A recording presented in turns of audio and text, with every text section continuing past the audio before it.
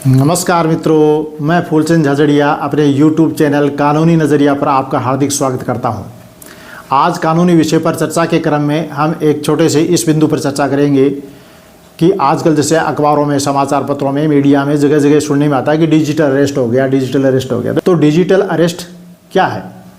तो देखिए, कानून में जो अरेस्ट करने की जो प्रक्रिया है, पद्धति है, उसमें कहीं भी डिजिटल अरेस्ट का कोई प्रावधान नहीं है। सबसे पहले तो आप ये समझ लीजिए कि डिजिटल अरेस्ट ये शब्द केवल इसलिए प्रचलन में आया है कि सोशल मीडिया के माध्यम से, नेट के माध्यम से, वीडियो कॉल के माध्यम से, फ़ोन कॉल के माध्यम से किसी को घर में इस प्रकार की स्थिति डरा करके बना दी जाती है कि वो किसी से संपर्क नहीं कर सकता, बाहर नहीं जा सकता, बात नहीं कर सकता और एक जगह बंद गए बैठ जाता है। एक तरह से बंद के का मतलब कि रस्सी से बंद के नहीं, बल्कि मोबाइल के सामने वीडियो चालू करके अपना, और उसके अंदर वर्चुअल कांटेक्ट में आकर के और कैमरे के सामने मोबाइल में बैठा रहता है और उसको ये कहा जाता है कि आप हमारे सामने रहो, आप मोबाइल बंद नहीं करेंगे, वीडियो बंद नहीं करेंगे, बाहर नहीं जाएंगे, बात नहीं करेंगे किसी से, ऐसा करेंगे तो आपको ये नुकसान हो जाएगा। तो ऐसे डरा करके उसको रखते हैं। तो उसको सामान्य बोलचाल की भाषा में एक प्रचलन में डिजिटल अरेस्ट नाम का शब्द आया है। बाकी कानून में इसका कोई डिजिटल अरेस्ट ऐसा कहीं कोई कानून के अंदर प्रावधान नहीं है। एक बात। दूसरी बात, कानून में ऐसा कहीं भी नहीं है कि किसी को आप मोबाइल फ़ोन से अरेस्ट करें, मोबाइल फ़ोन से उसकी जमानत के, उसके पैसे लेकर के सौदेबाजी करें, मुकदमे से उसका छुटकारा करने की बात करें कि इतने रुपए दे दो, आप इतने बैंक, उस बैंक में रुपए ट्रांसफ़र कर दो, नहीं तो आपको अरेस्ट हो जाएगा, आपका पूरा परिवार जेल में चला जाएगा। इस प्रकार की धमकी देना और करना ये कानून में कहीं भी किसी एजेंसी में नहीं है। चाहे वो CBI हो, ED हो, सामान्य पुलिस हो, कोई भी फोर्स हो, कोई भी एजेंसी हो, ऐसा भारत के कानून में कहीं भी नहीं है कि आपको फ़ोन से कोई अरेस्ट करे या फ़ोन से आपको कोई रुपए की मांग करे और किसी खाते में रुपए ट्रांसफ़र करावे, आपसे OTP मांगे, आपके अकाउंट का नंबर मांगे। ये कौन सा है? तो आप सावधान हो जाइए और इन चीज़ों को सतर्कता से देखने की और समझने की ज़रूरत है।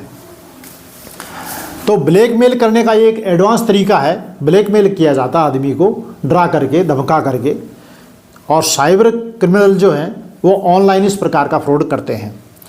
पहले वॉइस कॉल करते हैं, फिर वो कहते हैं कि आप अमुक अमुक ऐप को चालू करके हमसे वीडियो कॉल से जुड़िए, आपके खिलाफ में गंभीर मामला है, हम आपको बाद में बताते हैं, पहले आप वीडियो कॉल चालू करें।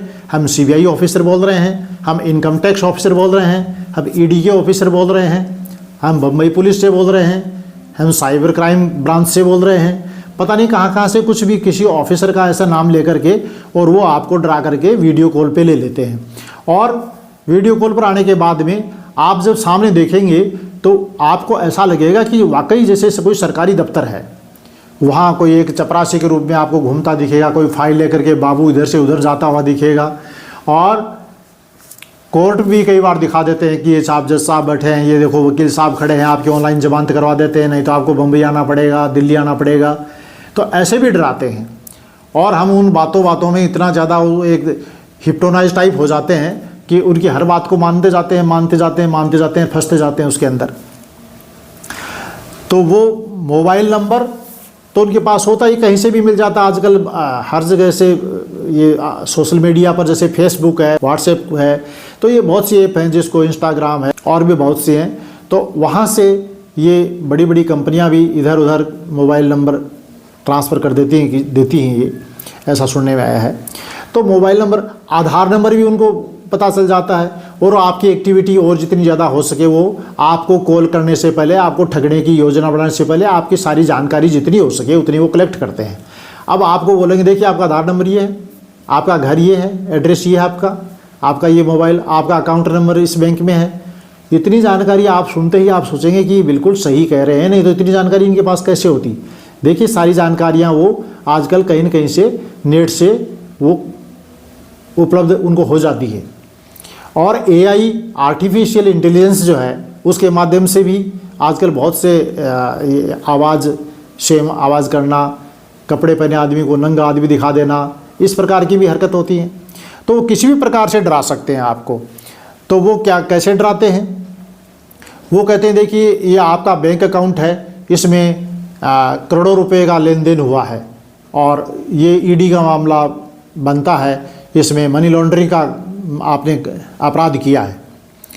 और ये भी कहते हैं कि आपके नाम का वारंट जारी हो चुका है और हम आपको व्हाट्सएप पे वारंट भेज देते हैं, आप देख लीजिए ये आपका वारंट है और ये ऑफिसर बैठे हैं, सीबीआई के ऑफिसर बैठे हैं, ईडी के ऑफिसर बैठे हैं, या ये कोर्ट के जज साहब या मजिस्ट्रेट बैठे हैं।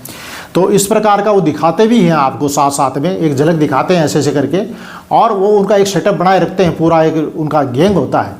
तो उसमें आपको लगता है कि वाकई एक दफ्तर चल रहा है, मेरे खिलाफ अरेस्ट वारंट ये जारी कर रखा है इन्होंने, देखो मेरे को भेजा, साइन किया हुआ, सील, गोल्ड सील, चौकड़ी वाली सील सब लगी हुई है, तो आपको विश्वास हो जाता है।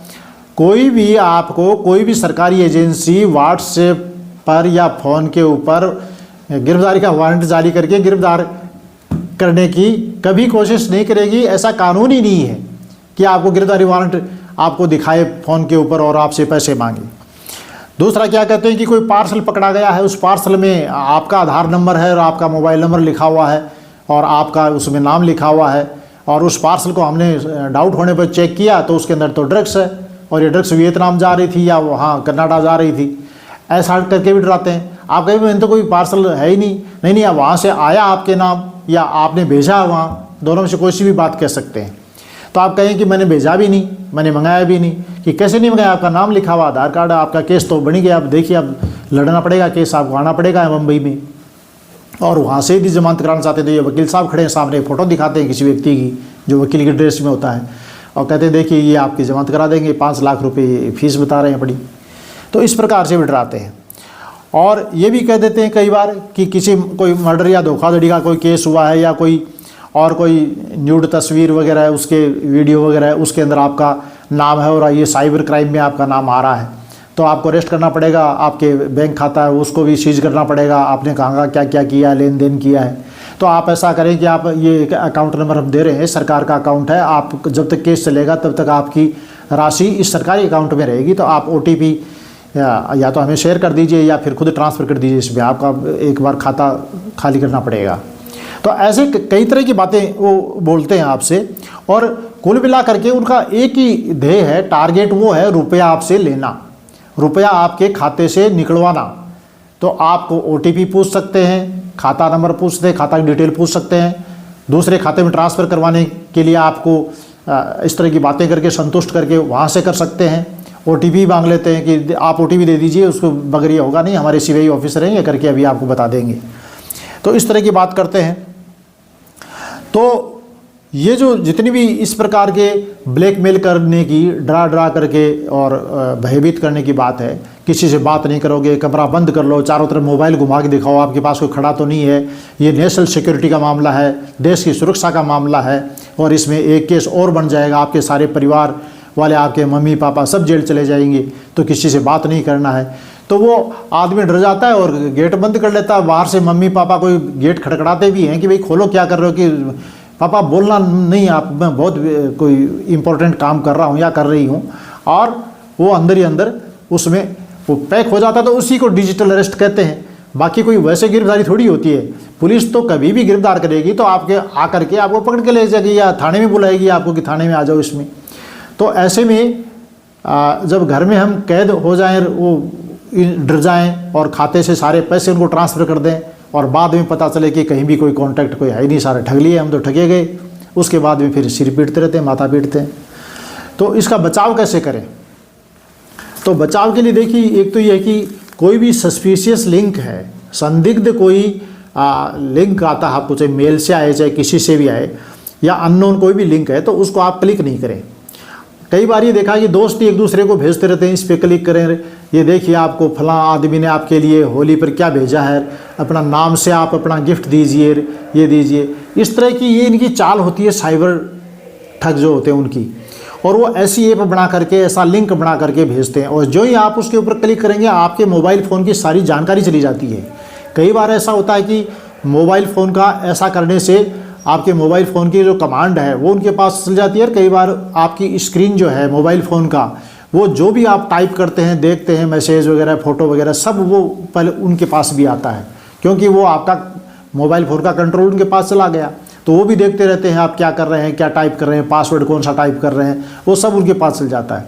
फिर आप कई बार कहते हैं कि आपने तो कोई OTP भी नहीं दिया, खाता कैसे खाली हो गया। भैया आप ऐसा क्यों करते हैं? आप अननोन लिंक है, आप किस लिए लालच में आते हैं किसी में, ये पैसे दुगने कर देंगे, ये आप नाम से अपना वो भेजो, और ये इस तरह की जो लिंक आती है उनको आप सस्पिशियस लिंक हो या अननोन लिंक को आप प्लीज़ आप लिंक क्लिक नहीं करें, और इन लिंक पर विश्वास जब तक आपको पूरा ना हो इनको खोल करके न देखें।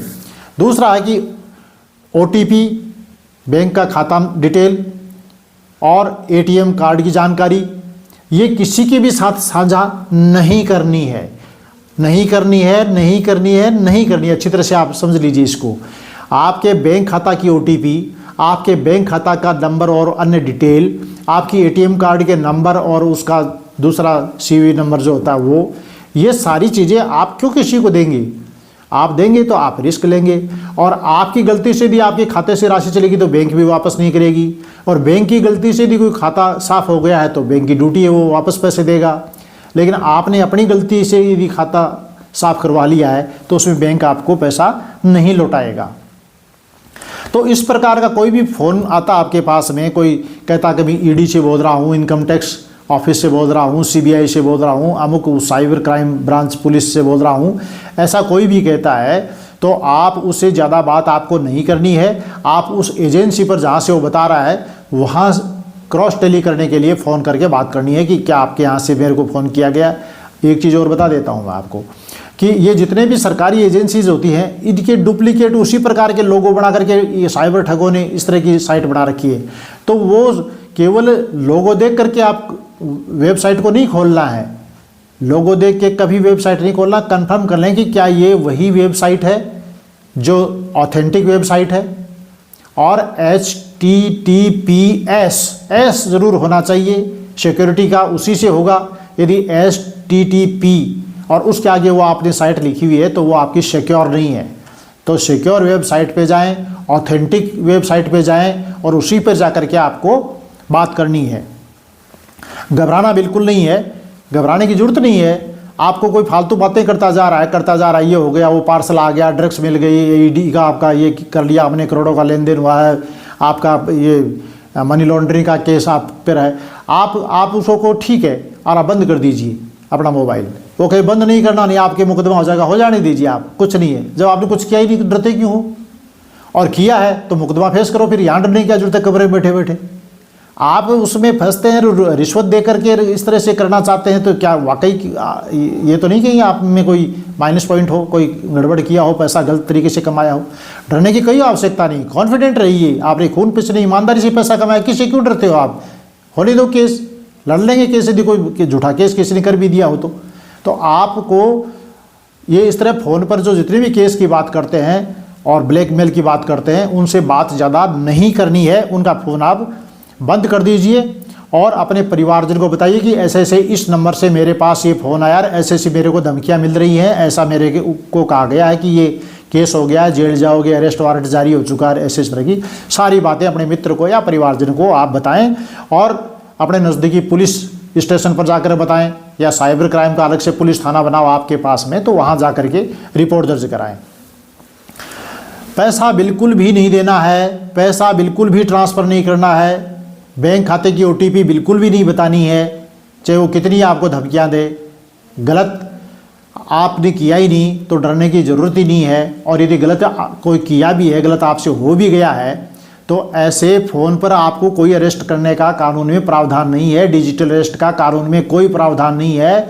और गलत नहीं किया है तो आपको किसी से भी डरने की ज़रूरत नहीं है, किसी से भी घबराने की ज़रूरत नहीं है, किसी को भी बैंक की डिटेल देने की ज़रूरत नहीं है, 1 रुपया देने की ज़रूरत नहीं है किसी को भी। तो आप अपनी सावधानी और सतर्कता बरतें। और इसके अलावा मैं आपको कुछ नंबर बता रहा हूँ जो नेशनल हेल्पलाइन है। साइबर फ्रॉड कोई होता है, किसी के साथ में कोई इस तरह की ठगी कर लेता है या करने का प्रयास करता है, तो आप 1930 इन नंबर पर आप कॉल करें और वहाँ सूचना दें जो जो आपको सूचना मांगता है। ये अपने भारत सरकार के द्वारा अधिकृत नंबर है जो नेशनल हेल्पलाइन है, साइबर फ्रॉड होने पर 1930 इस नंबर पर आप फ़ोन कीजिए। और इसके लिए एक पोर्टल भी बना हुआ है, तो वो है cybercrime.gov.in, cybercrime.gov.in। तो इस पोर्टल को आप खोलें, इसके ऊपर जो भी जानकारी वो मांगी जाती है, क्या अपराध हुआ, कब हुआ, कैसे हुआ, वो जो सारी जानकारियाँ आप वहाँ उपलब्ध कराएं। आपकी राशि यदि इधर उधर अभी हाल ही में कुछ ही मिनटों में इधर उधर हुई है तो उसको रास्ते में रोक दी जाएगी और आप उस राशि से खोने से बच जाएंगे। तो इस पोर्टल पर शिकायत कर सकते हैं और ये 1930 नंबर पर फ़ोन से आप शिकायत कर सकते हैं। तो यह डिजिटल अरेस्ट नाम का कोई कानून में अरेस्ट का प्रावधान नहीं है। आपको ये साइबर ठगी वाले लोग जो हैं वो पुलिस बन के, जज बन के, सीबीआई ऑफिसर बन के, ईडी के ऑफिसर बन के, नकली सेटअप कमरे में तैयार करके, नकली अरेस्ट वारंट दिखा करके, नकली सील मोहर लगा करके और सब कुछ फर्जी नकली करके और आपको डरा करके और आपकी कमज़ोर मानसिकता का फ़ायदा उठाते हैं। आप कभी भी मत डरिए, इनके झांसे में आने की कोई ज़रूरत नहीं है। कभी भी पैसा ट्रांसफ़र मत कीजिए। मैं आशा करता हूं कि आप इस छोटे से तथ्य को समझे होंगे और वीडियो आपको अच्छा लगा होगा। यदि वीडियो अच्छा लगा हो तो आप इसे शेयर कीजिए, लाइक कीजिए और सब्सक्राइब कीजिए। आपका बहुत बहुत धन्यवाद। नमस्कार।